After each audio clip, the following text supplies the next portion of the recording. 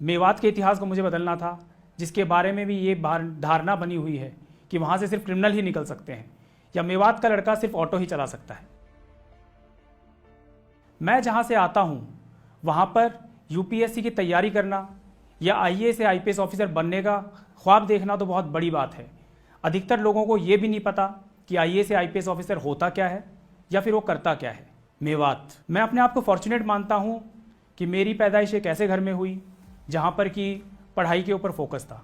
मैंने अपनी स्कूलिंग केंद्रीय विद्यालय से की और स्कूलिंग करने के बाद में मैंने तय किया कि मुझे इंजीनियरिंग करनी है।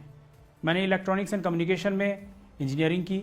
उसके बाद फिर मैंने आईएमटी गाज़ियाबाद से ह्यूमन रिसोर्सेज में एचआर में एमबीए किया और मैंने एमबीए करने के बाद में कैंपस प्लेसमेंट हुआ और मैंने अपनी जॉब शुरू की। 5 साल तक मैंने कॉर्पोरेट सेक्टर में अलग अलग कंपनीज़ में काम किया।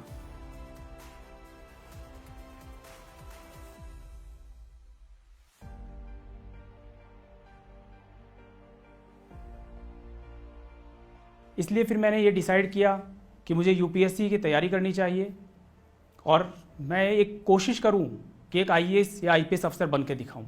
मेरी फैमिली ने और ख़ासकर मेरी वाइफ ने मुझे काफ़ी सपोर्ट किया। उन्होंने मेरा ये फ़ैसला लेने में और यूपीएससी की तैयारी करने में हर कदम पर मेरा साथ दिया। जब मैंने 2013 में यूपीएससी की तैयारी करने का फ़ैसला लिया तब मैं 5 साल तक स्टडीज़ से दूर रह चुका था कि एमबीए करने के बाद मैंने 5 साल तक जॉब की थी और उस दरमियान स्टडी से मेरा कोई वास्ता नहीं था। तो मैंने फिर इंजीनियरिंग या मैनेजमेंट के किसी सब्जेक्ट को लेने के बजाय, जो कि मेरा ग्रेजुएशन और पीजी का विषय था, मैंने हिस्ट्री ऑप्शनल चुना। और ये बहुत अटपटा लगता है कि एक इंजीनियर और एमबीए करने के बाद में कोई अगर यूपीएससी की तैयारी करने आ रहा है और फिर वो हिस्ट्री का चुनाव करता है, लेकिन इसका एक बहुत बड़ा कारण ये था कि हिस्ट्री में मेरा हमेशा से इंटरेस्ट रहा है। इतिहास मुझे हमेशा से अपनी तरफ आकर्षित करता है और मैं हिस्ट्री एक ऐसा सब्जेक्ट है जो मैं लगातार घंटों तक पढ़ सकता हूँ। और मैंने इतिहास ऑप्शनल का चुनाव इसी वजह से किया क्योंकि शायद कहीं ना कहीं मुझे इतिहास बदलना था। मैंने परीक्षा दी, प्रीलिम्स क्लियर हुआ, मेंस क्लियर हुआ, मैंने इंटरव्यू फेस किया।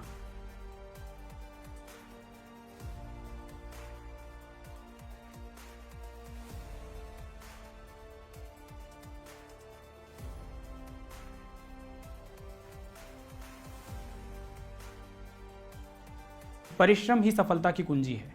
Hard work is the key to success. कि आप कभी भी, जब तक आप हार्डवर्क करेंगे, परिश्रम करेंगे, तो यकीनन आपको सफलता मिलेगी, आप सफल होंगे। और इसके अलावा hard work, there is no alternative to hard work. असफलता से निराश होने की ज़रूरत नहीं है, बल्कि आप अपने फेलियर को, every failure is a lesson for your success.